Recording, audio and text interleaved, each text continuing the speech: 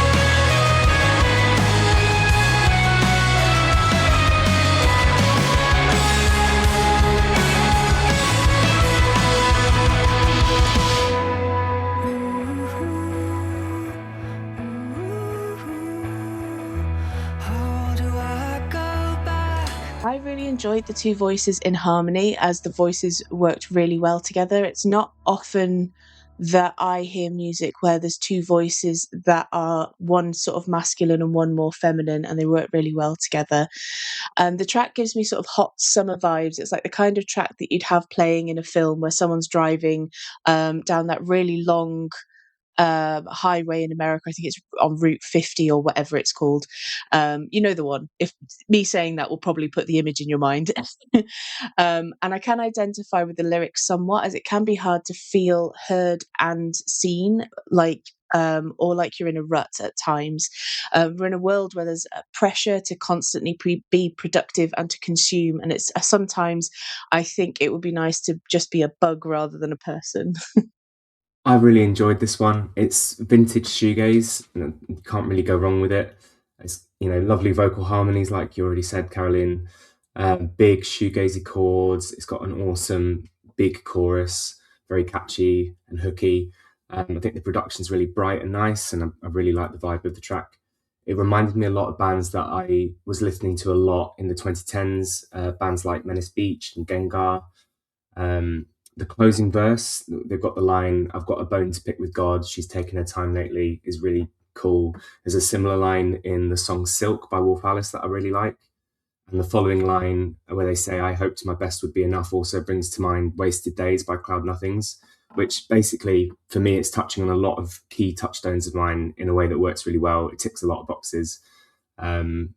I thoroughly enjoyed it. I think if there's any justice in the world, this will be out in front of lots of people, getting listened to and enjoyed. Yeah, I mean, I echo both your points there. I really enjoyed it as well. For me, it felt very much like a sort of contextual description of life in the 21st century, the feeling of insignificance, of wanting some agency in your life. We're sort of all moved around by the forces of economics, and we're just trying to find our place in a world that basically seems like it's only interested in what you can produce and what they can extract from you. You can really feel that melancholic despair of growing up in such a world where you are judged on your consumption and your ability to find your place within its rule set. Musically, I'm not as musically educated as you guys for the references you're dropping, but for me, it felt a bit like Weezer or Jimmy Eat World. It had that sort of pop rock, but introspective sort of vibe to it that I really enjoy.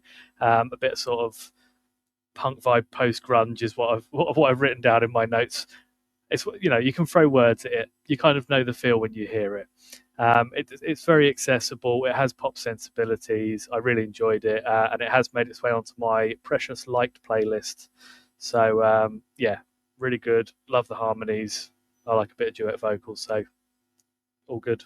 So the album Little Brain will be released on May the 15th this year, 2026, and you can find Bleary at instagram.com/Bleary, and that's Bleary spelled BBLEARYY.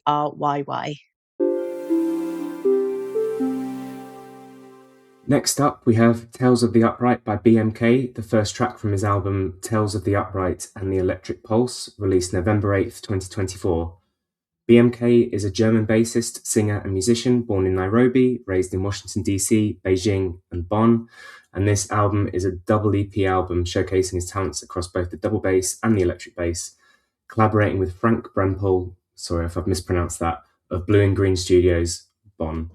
This track is the first song off the album and is a dedication to the double bass, starting the album off with, as described by Scopper Mag, again, apologies if I've got that wrong, magazine, majestic grace, nimbly stepping about in a spirited dance, which I think you're all about to hear for yourselves. Tales of the upright, coming way down low. Tales of the upright, years of pain and the scars to show. Tales of the upright, standing tall, giving it all. Tales of the upright, a man is base, another rise, another fall. Tales of the upright, feel the strings and the things implied.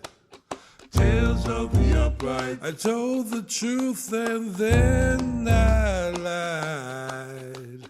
Tales of the upright. upright. Woman, forgive me, please. Tales of the upright, playing upright, but I'm right down on my knees. My wooden friend is always at my side. My wooden friend is always in for the ride. My wooden friend is always a friend indeed. When the going gets tough, he's the one I need.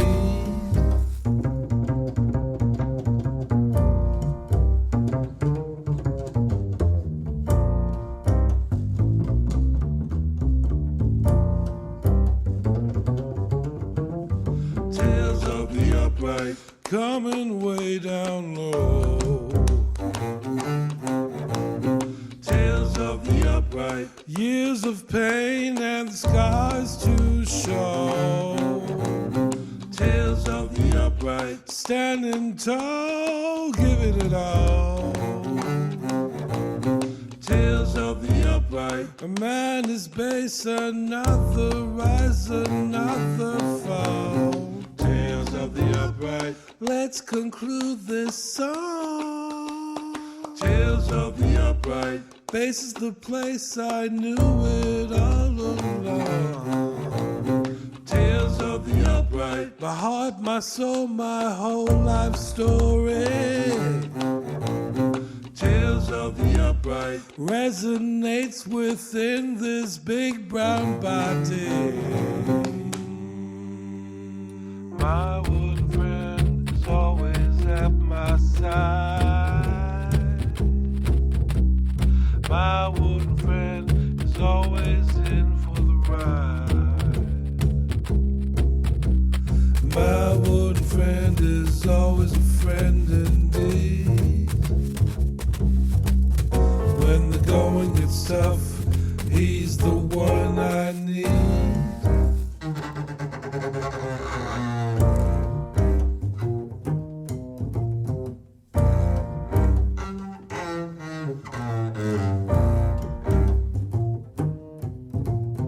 Tales of the upright.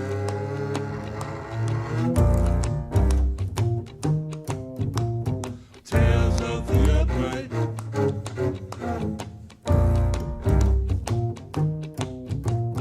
Tales of the upright.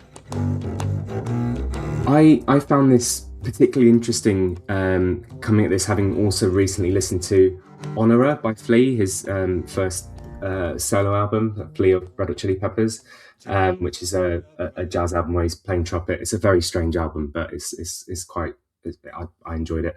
I'm not a massive jazz head, but I have dabbled here and there, mainly the kind of, I guess, the better known stuff like Jaco Pastorius. More recently, Idris Akamor, a couple of years back, listened to his album, I think it was Shaman.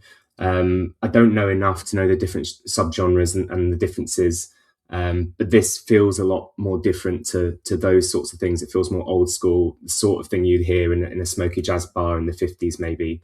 It's very smooth and groovy, very catchy. Obviously, the focus is the double bass. That's what the song's about. But I love how the other instruments gently weave their way in and out, and it's quite tastefully minimalist. I thought there's not a lot going on in the track in terms of how many instruments there are and the different things going on. It just drops exactly what it needs at the right times. I like the vocals a lot as well. They're nice and raw, but you can tell that he can sing. And I particularly enjoyed the way the track sort of evolves and starts to break down in a really sloppy way towards the end. It kind of falls apart when you're listening to what the bass lines are doing. It's doing some really weird and wonderful things in the closing parts of the song. So yeah, like I said, I don't listen to tons of jazz, but I really enjoyed this one. I thought it was really good. Yeah, I mean, similarly here, like I'm not great on my my jazz knowledge. It definitely does. It has. I often will reference like movies and stuff in terms of like music that I'm not particularly knowledgeable on. So for me, this reminded me of two things. It reminded me of the film Dark City, when they're doing a sort of lounge jazz version of Sway, and it reminded me a bit of that middle section of Herald of Darkness, for those that know. It's really good fun. From the moment the double bass comes in, you do kind of go, oh, this is a bit different. Like, this is not a sound you get to hear that much anymore. The sort of minimalist rhythm section, the repeating vocal melody, declaring the song title to close each line. It feels very authentic and almost like a live recording in a way, because it doesn't feel like they've polished the life out of it, which I think can be a temptation whenever you're sort of editing a track. And I think it's, like you mentioned about the vocals, it's just raw enough that you can get that real raw emotion, that feeling that's coming through it. It's very warm as a result, and very personable. It has that rare distinction of feeling like a genuine moment captured in a recording, and the way that BMK plays with sort of dissonant improv throughout suggests that if they were to record the song again, you might get an entirely different musical experience from the one captured this time. And I guess that is the excitement of jazz, right? The feeling that you're never going to get the same song played twice. I found it a refreshingly live and human performance, and one that I very much enjoyed. I'm not very much. I've not sought out jazz music, but whenever I hear it, I do enjoy it. And to the point where I enjoyed this track so much that I bought the whole album, so that I can listen to it a bit more. But yeah, I with this one, I really love the simplicity, or the seeming simplicity, of the composition. It's complicated and weaves and moves in and out of different combinations of instruments and vocals, but it never feels like there's too much all at once. So if you're the kind of person that's able to kind of listen through other music and pick out different elements, you can really follow that through as it comes in and out. And that's part of what I really enjoy about jazz when I do listen to it in general, but this was a really good example of that. And I also really like that some of the percussion was just clapping rather than using a percussion instrument. It was using the body as an instrument instead. You can find more from BMK at bmk.ampwall.com or at steamshipsstudios.com, or you can also find him on YouTube at steamship.studios. Next up, we will be hearing Your Bones Are Always Wet by Megafauna. Megafauna is an experimental artist from northern British Columbia, Canada, creating music as a form of therapeutic release to cope with their own mental illness as well as the bleakness in the world around them. They create deeply personal, politically charged and experimental music ranging from quiet and intimate to screeching walls of noise. Their live performances are improvised, ensuring there is nothing quite like them every single time. Much of the musical output from Megafauna comes from deeply personal places, coping and understanding their own mental health after a mental illness diagnosis not long before the project started. They have found music to be a cathartic and meaningful way to cope with the world around them by both finding the light in it and embracing the challenging parts. Your Bones Are Always Wet is taken from the forthcoming self-titled album due in September of this year. Here is Your Bones Are Always Wet.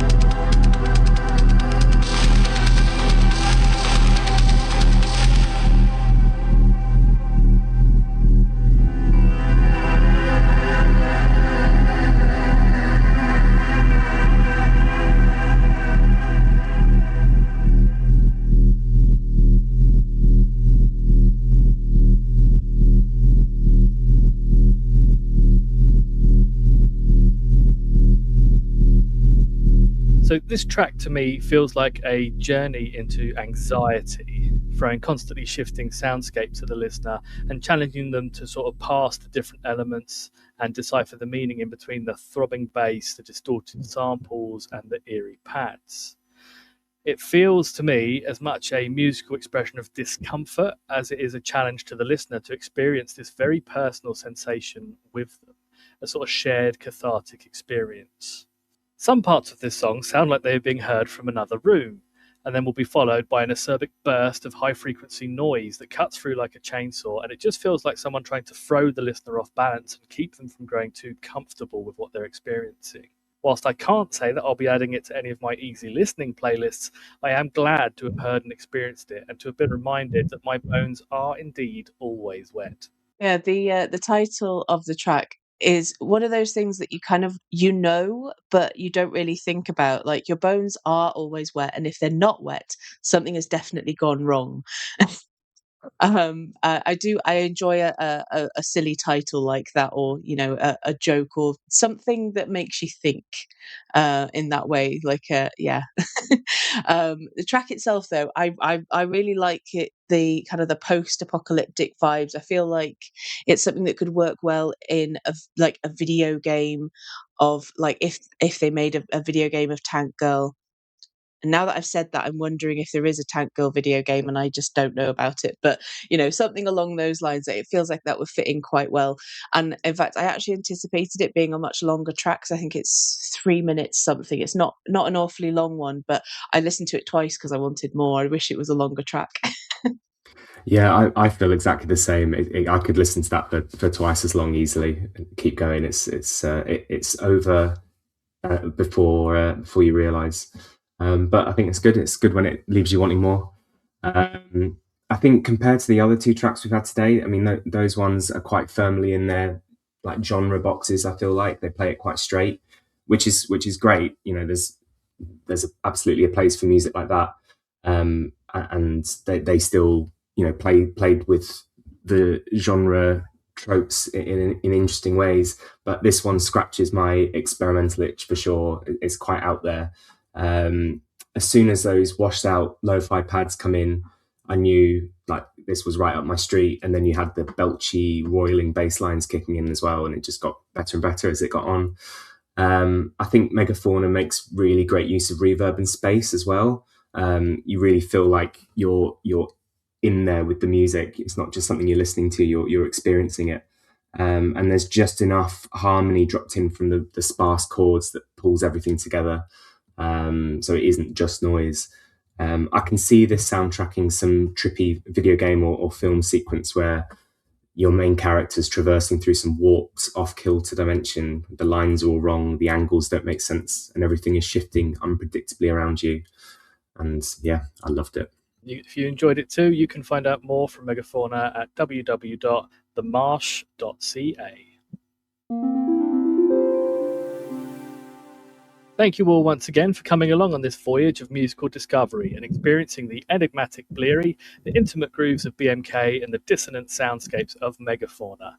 I hope you will join us again on our next episode as we continue to explore and discover the best music from artists of the left.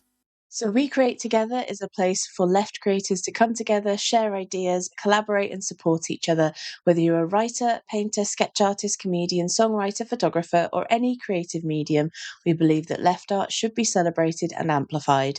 If you'd like to join us on our Discord, you can message us on Blue Sky at wecreatetogether.bluesky.social for an invite.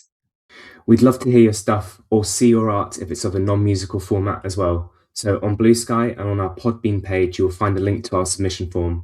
You can also email us at wecreatetogetheruk@gmail.com using the subject Spotlight Submission. And we get more submissions than we can play, but we love hearing it all, so please don't be disheartened if you don't get played. We listen to everything and greatly appreciate you sharing your art with us.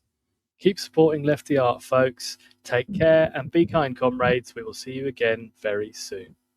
Truth is, I thought it mattered. I thought that music mattered.